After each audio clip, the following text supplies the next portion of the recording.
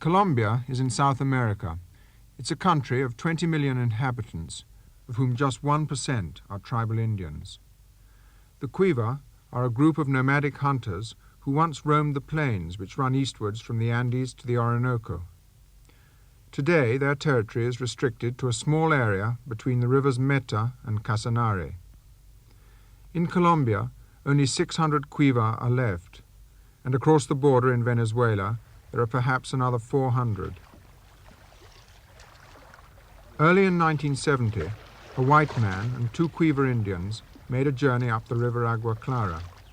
Their aim was to visit a small group of Cuiva who hitherto had avoided all contact with white people.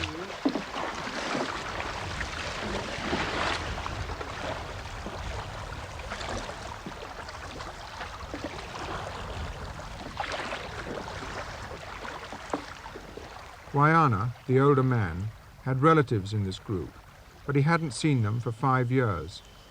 He'd been afraid to pass through white settlers' land on the lower reaches of the river. Now, with Bernard Arcon, a French-Canadian anthropologist who'd been living with his people for the past 18 months, he felt safe enough to go. If I was to make a film about these people, I would just, I think, put the camera down and let it roll for the whole length of the film. And what you would see, most likely, is a man just sitting in his hammock, yawning, scratching his nose, laughing to his children, and maybe shouting after his wife. And then, maybe for the first time in history, you would have seen these people as simply human beings. People who do scratch their nose and laugh at their children and shout at their wives. They're not always just taking drugs and dancing and hunting and running around naked in South America. That to me would be a first in history. A first in history much more important than making first contact with some group up some kind of, white man made it again, great explorer, yes sir. And this to me has never been done.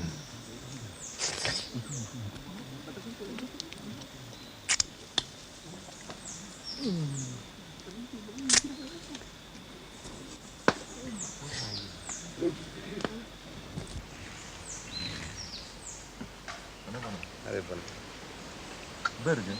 Bergen woon? Open. Open. Yeah. With no da. No, boy no. We know da. Boy no. We know. With no. What you got? No. What you got? No.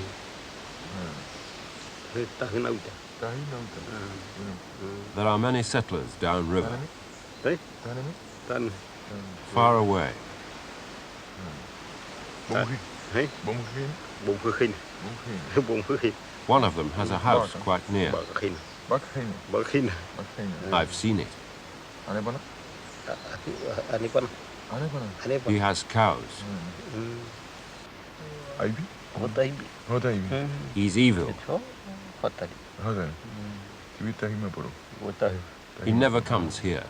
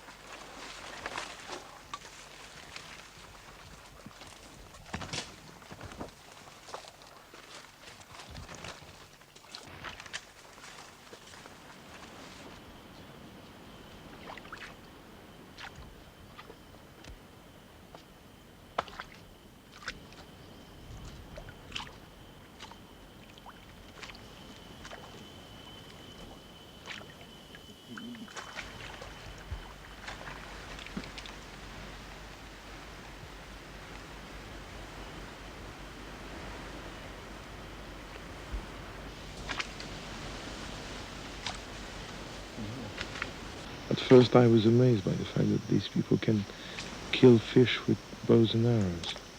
When you think of, you know, the, is it called reflection of water? I mean, the fish is not where you see it, right? And you have to calculate how deep it is and shoot it like that. I was saying, how incredible. I was amazed by that. But after 2 years, I'm amazed by the fact that they simply live just the way I live.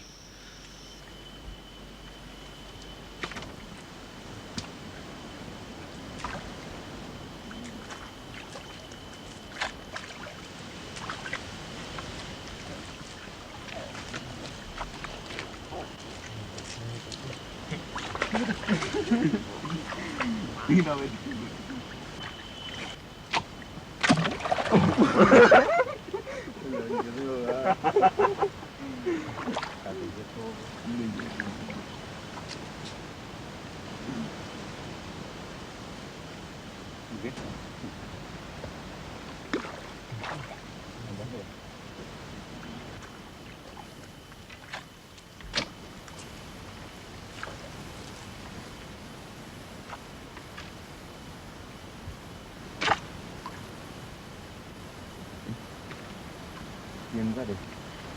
Nhìn ra đi. Nhìn ra đi.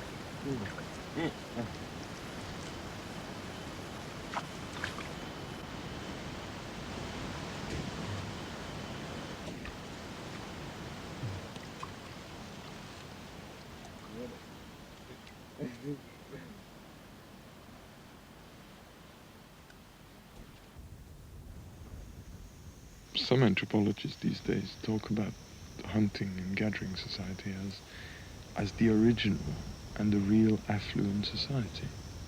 I know that the Cuiva here will spend something like 15 or 16 hours a day just sitting in a hammock, chatting with neighbors, joking a lot, singing, and his workday is indeed very brief, much, much briefer than what we are used to in industrial society.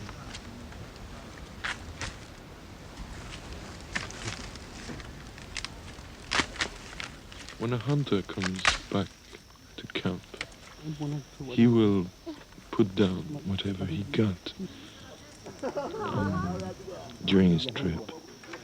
And usually his wife or some female relative of his will cut the meat and give it away to other people. All the food produced is shared by all in camp. Never would a man keep food for himself.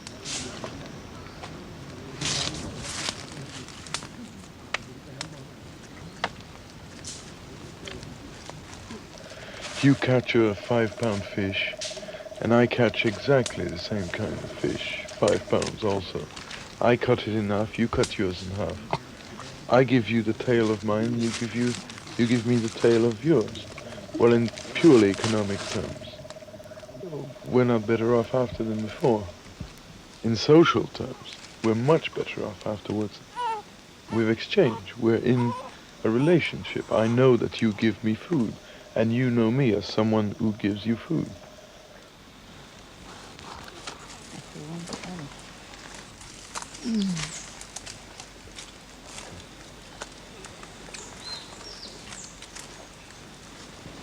What we see here is a group of about 40 people. That is to say, it's not an ongoing society. I mean, in order to survive socially, you need a group of, well, I don't know, we can argue on this figure, but it's more or less 400 people. Within this group, you can intermarry, you can exchange goods, women, etc. Mind you, this group of 40 could survive as a group of 40 if they had around them other groups of 40 forming a total unit of more or less 400. They probably had that. 10 or 15 years ago, and they could carry on living. Now what happened is that the routes of communication to the other groups have been cut. They can no longer move. They're trapped.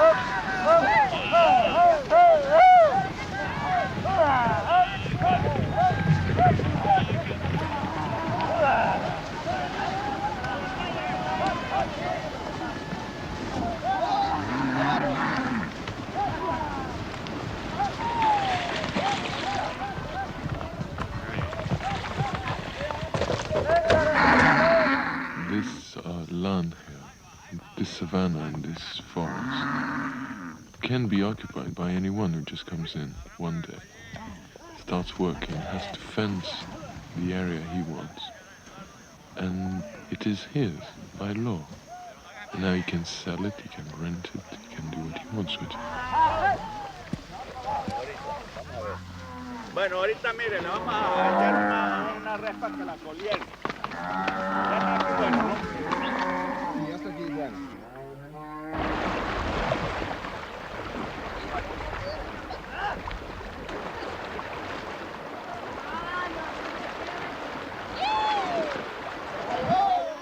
I mean, if there's a law somewhere saying that the Indian has a right to this land, who's going to expect one of the Cuiva to sue someone in court and go to Bogota and claim his rights?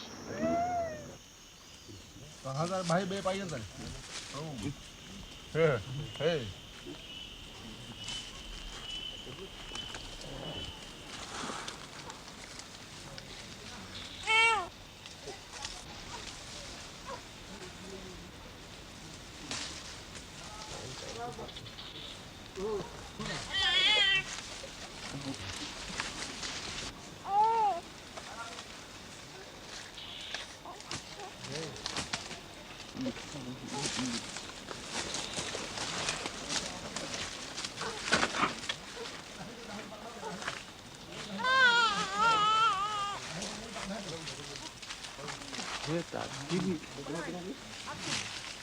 It's quite usual for these people, to move camp after about 4 or 5 days. But I think in this case, there's also the fact that they have been worried for quite some time by the fact that the settlers are close to this area.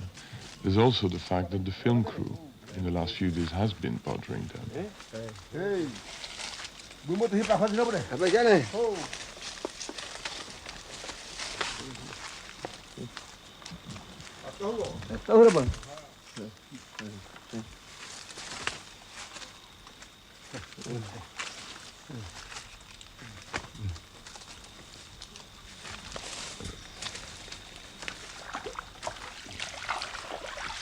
I went through the same experience when I first came to the area.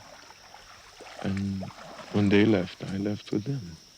And after a while, they realized, I suppose, that I was not here for raping women or stealing them.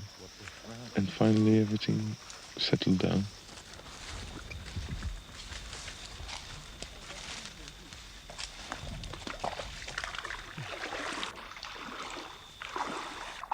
They carry very little. They travel very light. I came in with all sorts of junk that we always carry around. Things that I thought were necessary, medicine and whatnot, clothing, etc. And, well, after some 17 or 18 months of living here, I travel as light as they do. And I'm much happier about it. It's much easier to do that.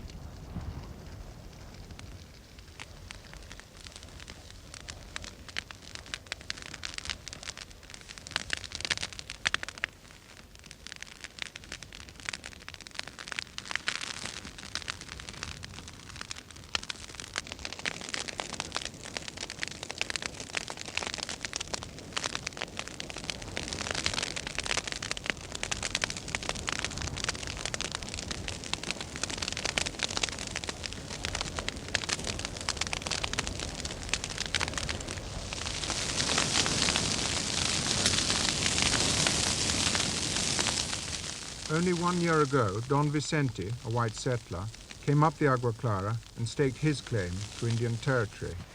Now, the land which he's burning and which he'll soon start to fence marks for the present the frontier between the Indians and the whites. What signs of the Indians have you seen here? No, candelas ahí arriba. Fires over there. Sí, allá, arriba. And when have you seen these fires? No, se ve así para este tiempo de ahorita de verano. At this time, Que cuando in the summer, pales secos le zampan candela todo eso. they set fire to the grass when it's dry and burn all that area over there. Is it true they kill people over there and have killed some friends of yours? En tiempos pasados, sí. In times gone by, yes, but quite a long time ago. But over there, the Indians killed a family. Why have you got so many dogs? Because they warn me if anything's approaching my ranch, no matter whether it's a person, an Indian, or an animal, a jaguar or something like that. Sea una persona, sea un indio, sea un animal, un tigre, un león, cualquier animal así. So you are frightened of the Indians here? Pues miedo siempre. Frightened, yes. You've always got to be on your guard because they're dangerous. They're fierce, are they? Yes, they're fierce. And would you like the Indians to come and work here for you? Claro. Ahora tiene uno quien le ayude. Yes, certainly. One is glad of any help one can get. What have you got to encourage them to come here? Ay, aquí lo que hay es sal, que es lo que más atrae a ellos. Lo más que les gusta. Salt. We have salt. That's the thing they'll come for. That's what they like best. When they get hold of salt, they eat it just as we eat sugar or sweets. Downstream and closer to the white settlements, another group of Cuiva have already tasted the salt.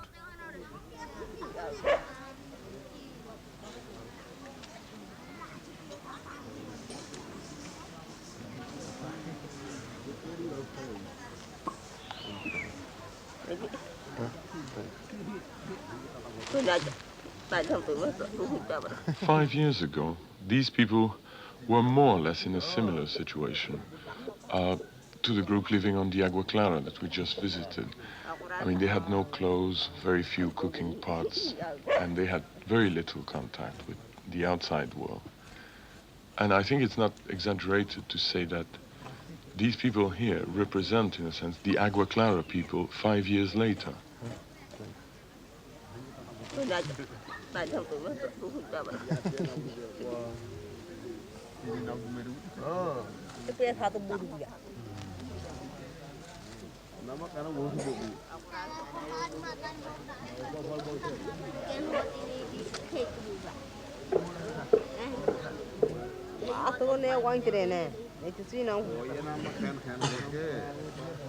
If you ask the Cuiva, what is the role of the woman? What is the role of the man in society? They will tell you that the men are the hunters. The men are the only ones killing animals. Women are the fruit collectors. They will tell you that the men bring the meat in to camp. The woman will cut it up and will cook it. And there's a very long list of the things that man should do, that woman should do.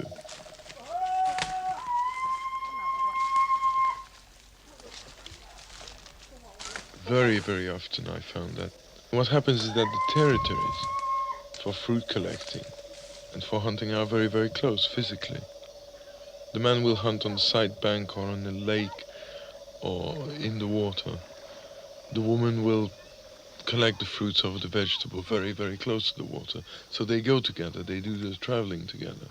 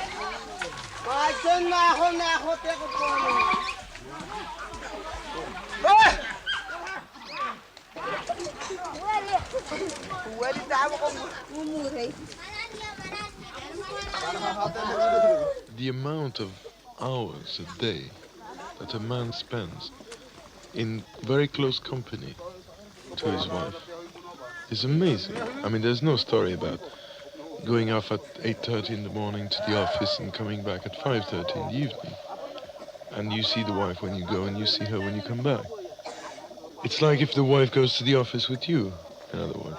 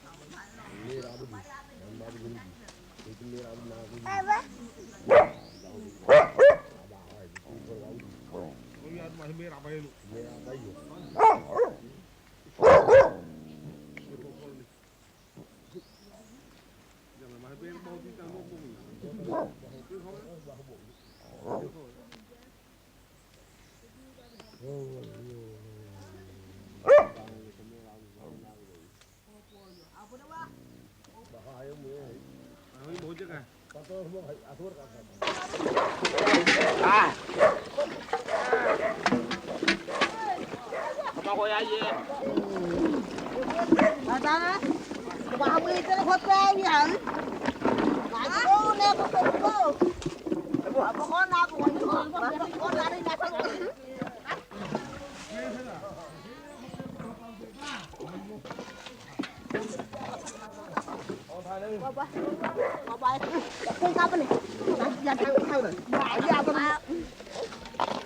We cannot believe for 1 minute that people can run their lives without having someone who's responsible somewhere for what we're doing.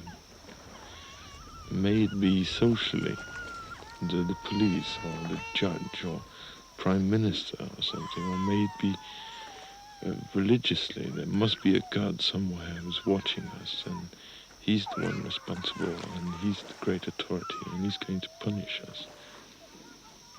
And these people don't have that. I mean, every man is responsible for himself.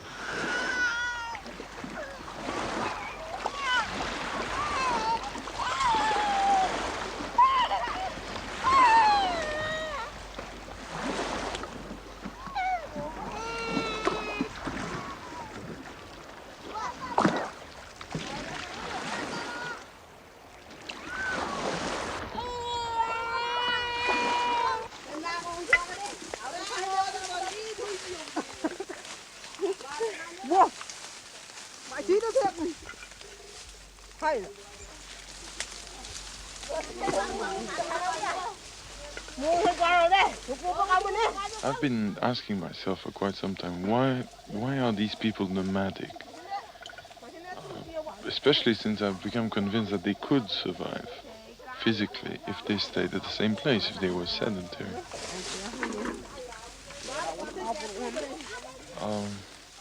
So I've listed up reasons given for leaving a camp. There must be hundreds of reasons. Probably the most beautiful one, to me anyway, is when they say, oh, we've seen this camp for too long now. Let's go and see somewhere else.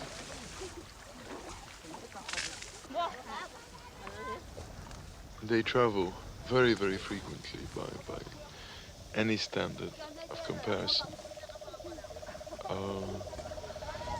For example, last November, we made 47 camps, and we have slept in 27 different places.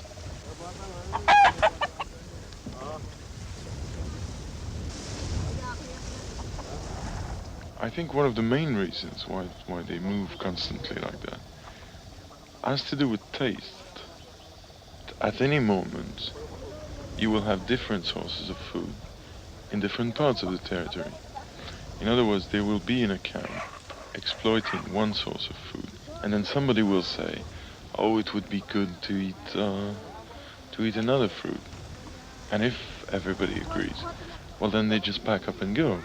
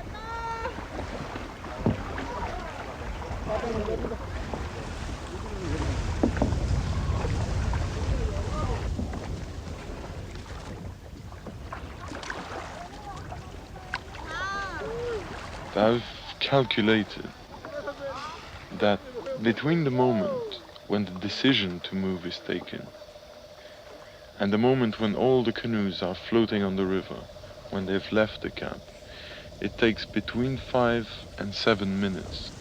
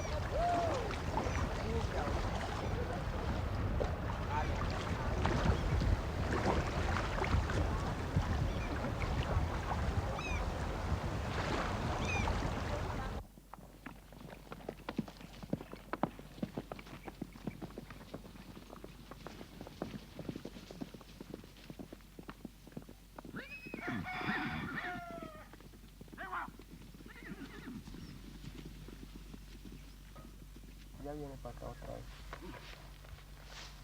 Ya, eso sí lo único que... Yo creo que arriba le queda cortito.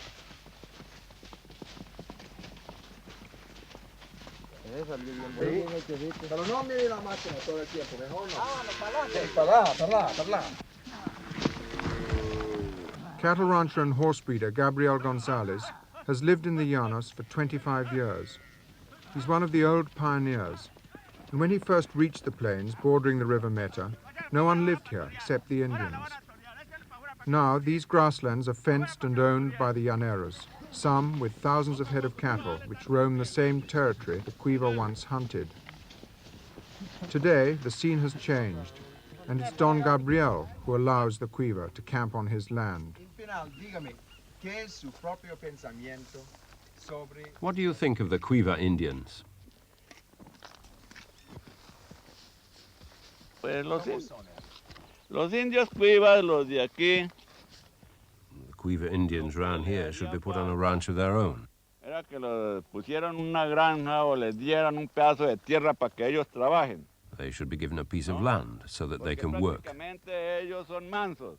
because they're more or less civilized, but even so they still don't work. Yo no puedo certificar de que sí los matan, porque como les I digo, a mí can't no say me whether the Llaneros really kill Indians, because I have no proof of it. pasa es que cuando los indios hacen mal, What happens is that when the Indians are making a nuisance of themselves and our people are out rounding up their cattle, some people say that the Llaneros have gone out shooting Indians. But still, there is trouble, isn't there? hombre, quién sabe por allá por las aguas claras arriba. Who knows? Up there on the Agua Clara River, I've heard it said that they're vicious, that they're digging their heels in. Up there, certainly there is some trouble between the whites and the Indians. Dicen que para arriba, por las aguas claras arriba, hay una indiada que They say that high up on the Agua Clara River, there's a group of Indians who are still completely wild. What do you think of those Indians high up on the Agua Clara? completamente animales, porque ellos Just like animals. They don't wear a stitch of clothing. They're completely naked, naked like any animal. I've seen them like that, completely naked, like a horse or a cow. un caballo, una res.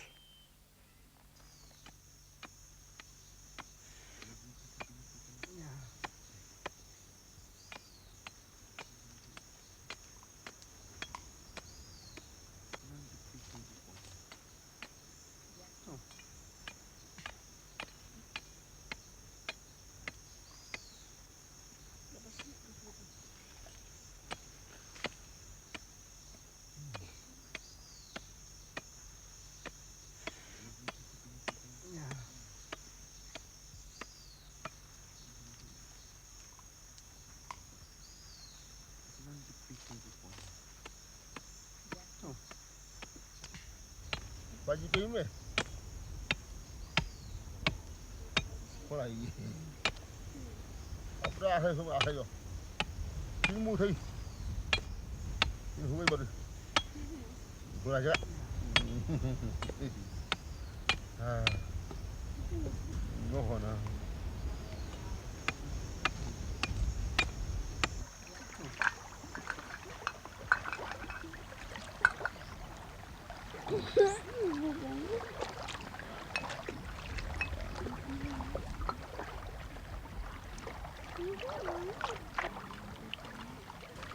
Abu korot saya perintah.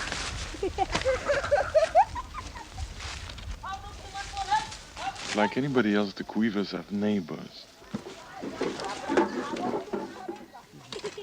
Now, there is a certain procedure to follow when there is an immediate contact that will be made with another group. What the Cuiva will do is take all their belongings and put them away in the forest. In other words, hide them from your neighbors who are coming to visit you. This is not because you're stingy and you don't want to give to them, but it's because you prefer talking to the man first and introducing what you have slowly in the course of the conversation.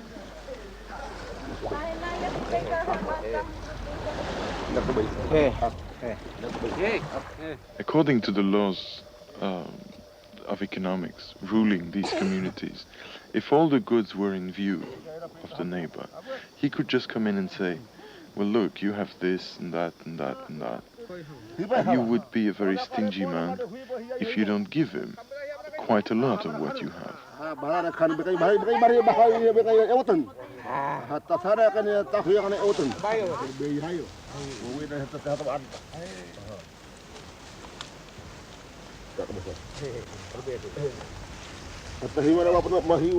So if the other man doesn't know exactly what you have, you run a lesser risk of being an antisocial.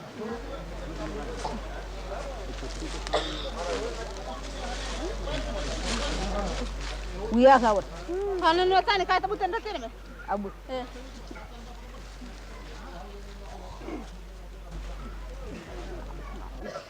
Aja. Satu koi hu. Eh. Paitan hata ni patan hamar. Abu koi koi ya. Abu ko deh. Tanto punya cara tu bah. Ya ai. Ha. Ya pepa pepa pandor pepa mana. Pepa hawi pandor pepa habi hawi. Ya pepa hawi pandor. Ya tabu. Apa sih dia terme? Hai na. Ha.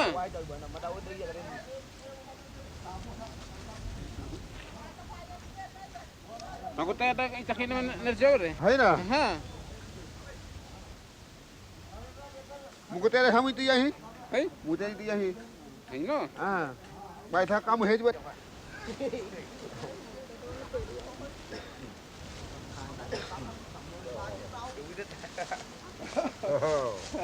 Pakai jahe kera. Mau dia dah jual, atau kau siapa kakak? Saya kan harus dia dah jual me. Dah jual. Kau. Garau jangan terang muda. Ya, penau eh. Ya putam. Bisa penau yo ni siapa? Kau dah terus yo bici. Barakata kamu. Pero baka kono ko kamu na ku yanda ba kamu ka kono ko ti. Kamu aku kamu boy hobi. Kamu ayam. Kamu na ko ayam siya ko bram. Kaina ayam para bine kopi awan eru ka ayam takna tahirabi ko hono wang takna tahirabi uno ta uno le ba. Kaina to ko ko kaina to kamu yana to. Kamu apa Traders come up on the river to sell to the settlers the goods that they need. Now, the Cuivas come into contact with these traders, and they also want to obtain these same goods. Now, to get these goods, they must buy them And to buy them, they must get the money. And to get the money, sometimes they might sell the trader a hammock or meat or sometimes even a canoe. But most of the time, to get this money, they go to a farm and work for a farmer. And this is where they get into real close contact with the other culture.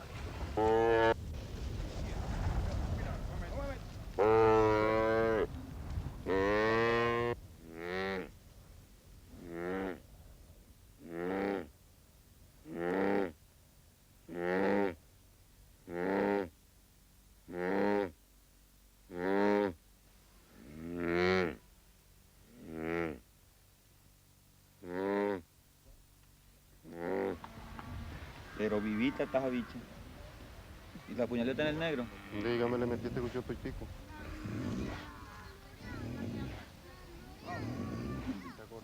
Como que hay que sacar cosas, ¿no? Es que no se ha muerto.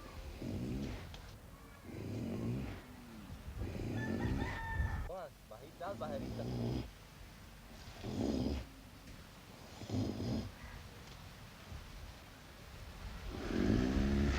Con el cacho yo.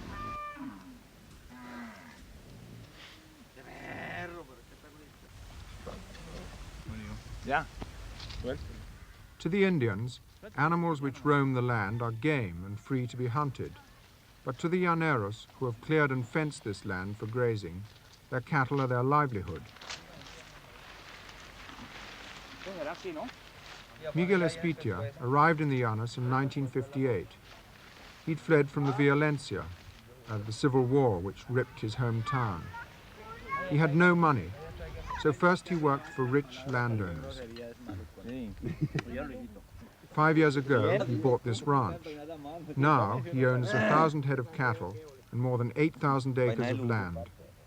In the past 2 years, the population of this region has more than doubled, with truckloads of people pouring in from the central highlands of Colombia.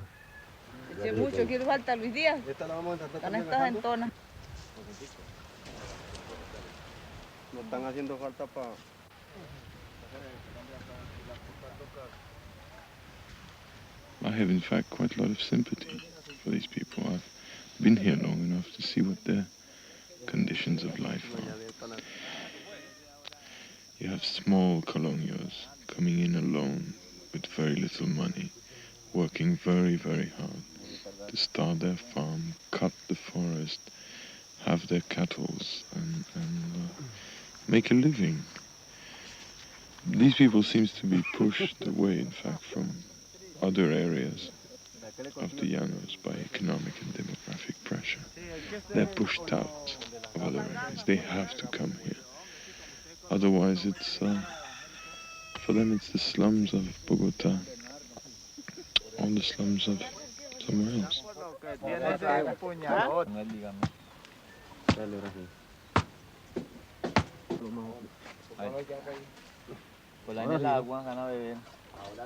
¿Qué tal? A la raya, sí, toda por la otra. Y la...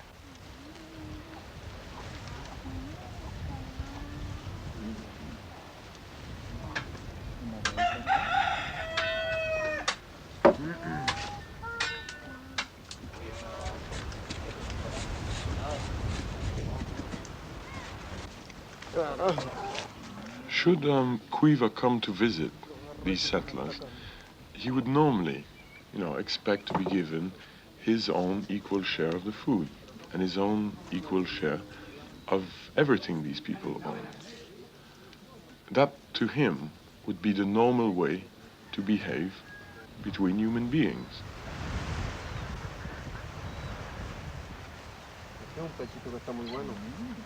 Now, from the settler's point of view, he cannot, of course, give away all his food and give away everything that he owns. He is part of the Colombian economy, the Western type of capitalistic economy. And on the other hand, the Indian who comes in, who sees the man not giving him his food, not giving him his belonging, begins to view the settler as a very uncivilized person, as someone who is even dangerous for society, someone who do not respect the rules. This is a situation where two cultures, two economic systems, in this case, which are based on perfectly opposite sort of basic proposition, are put into contact with one another. So if they're going to live together, one of the two has to change.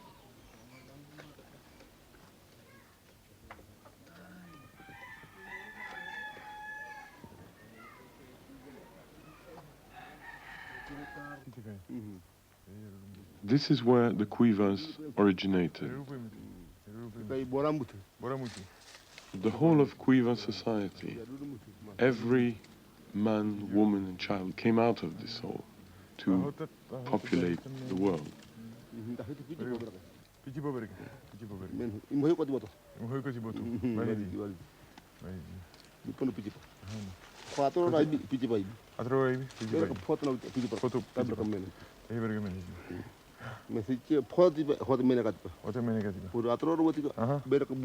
Now this site has been taken over by the whites, has been fenced off, is now part of a farm, and is a grazing ground for cows.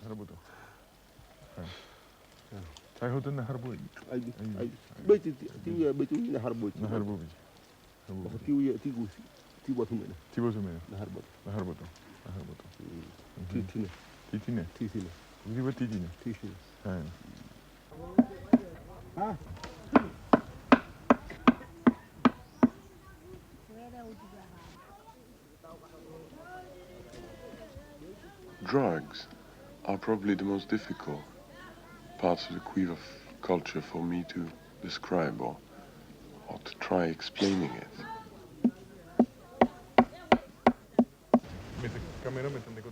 I remember in the very first months of research, I would, slowly start asking this sort of question like, what is it all about and what does it do for you?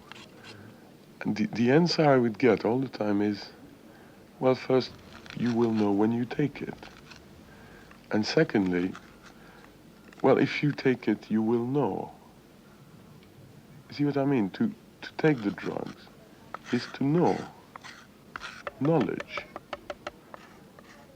I think it's probably at the very core of this whole culture.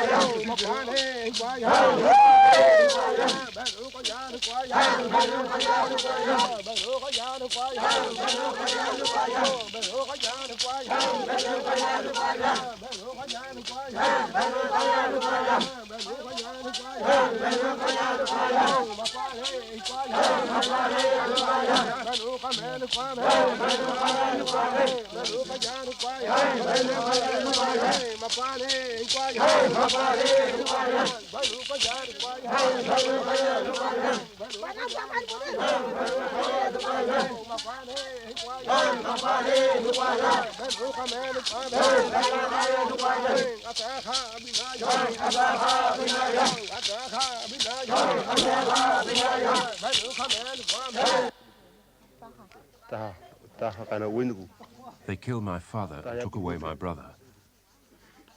I don't know what they did to my brother. Maybe they took him far away. Maybe he stopped crying a long time ago. It was in a canoe at night. They had a torch. I escaped. I was only a child then. I jumped into the water. My father drowned. He was covered in blood. They caught my brother. He cried, "Daddy, they've grabbed me." I don't know where he is now. My brother was the same age as the little boy over there. I escaped by jumping into the river. It was deep there. They had shot my father in the eyes.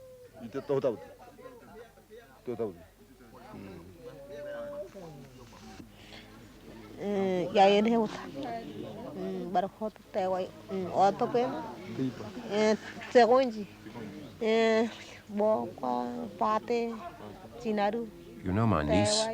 They killed her husband, his brother, and her brother.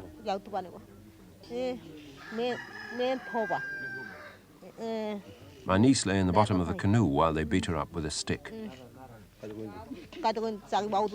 They beat her up. They hit her while she was lying in the canoe.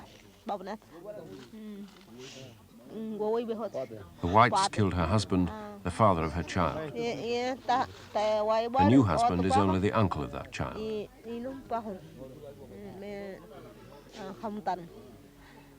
There are many whites.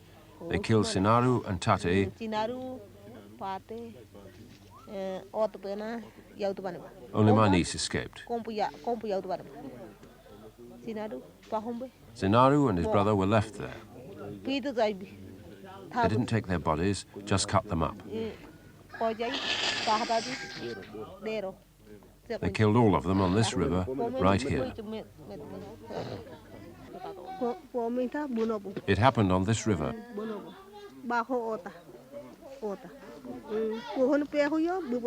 My son and I lay at the bottom of the canoe. My aunt had the baby on her back. The others jumped off the canoe. The whites killed Tate, my uncle. They killed Sinaru, my husband.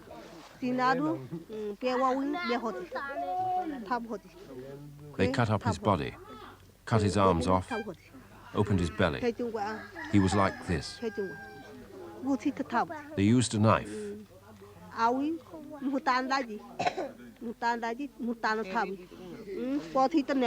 They chopped off one leg, then the other. The other canoes paddled off and some people jumped into the river.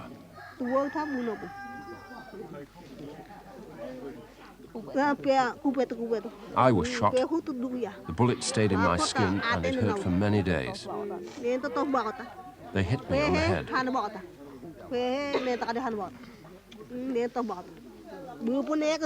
I was crouching down at the bottom of the canoe, trying to protect myself.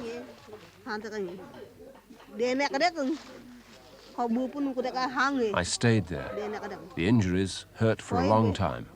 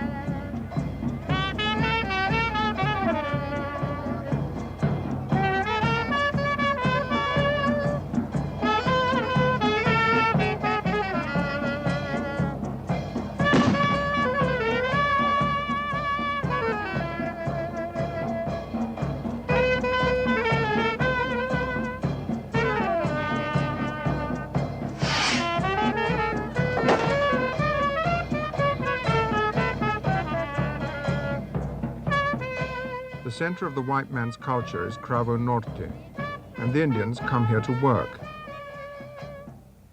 But the world in which they find themselves offers little they can understand. They're outsiders, and they work for the llaneros, often with no payment except alcohol.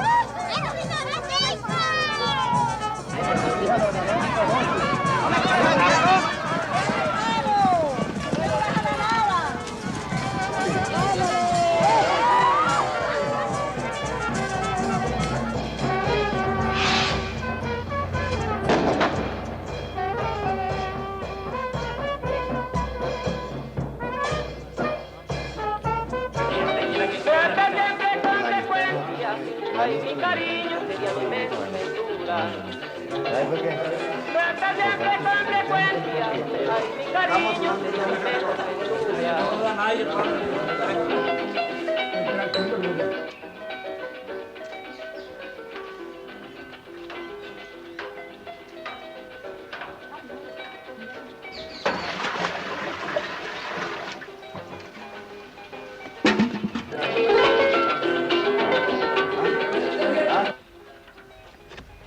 Sometimes I wonder how these people can carry on like this.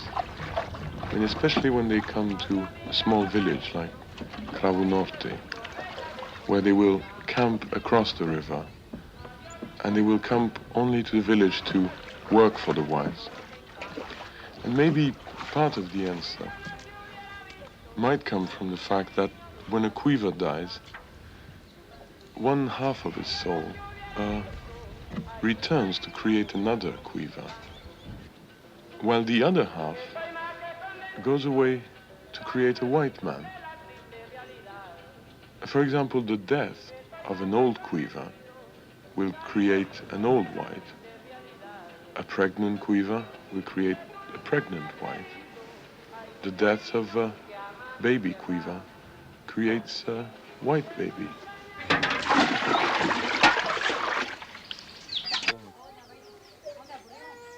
No la haga que no chinchorre, mijo. Téngala duro. Duro. No, sí, no. Que usted le da así, no le dé. Se le voy a dejar. Con cuidado porque estilla. Tú.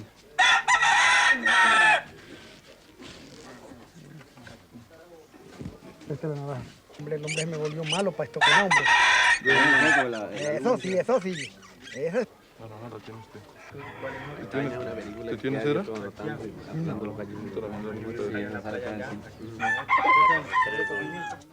Bueno, lo que hacer en lugar de estar pendejeando ahí, hombre, estoy cansado. Yo aquí mismo tiene asado usted, hombre. No. ¿Sería? No. ¿No sería? Ese carajo está presentado ahí. Está caliente, Daniel, mala. Esta voz de la que calienta, esa que está arriba es la Gallo Marañón, vamos. Vamos, Gallo Pajizo, una picadita lejos, Gallo Pajizo,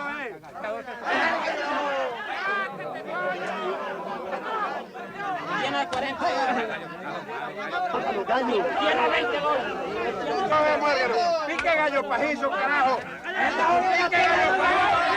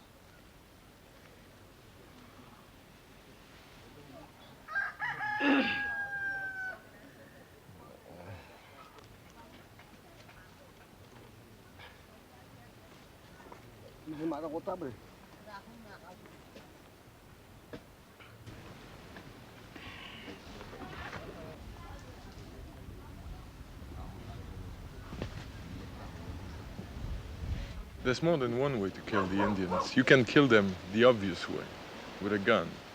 Or you can kill them in a more subtle way. And some of the settlers around here, I've killed them physically. Most people around here, and the missionaries, will try to kill them culturally, more slowly, in sort of a torture.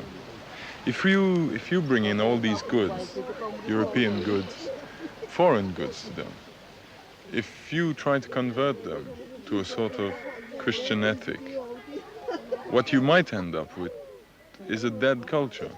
You will actually have killed the culture.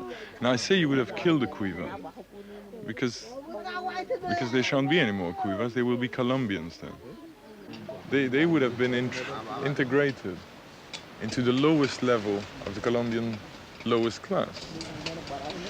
To me, to kill them physically or to kill them culturally are just two sides of the same coin.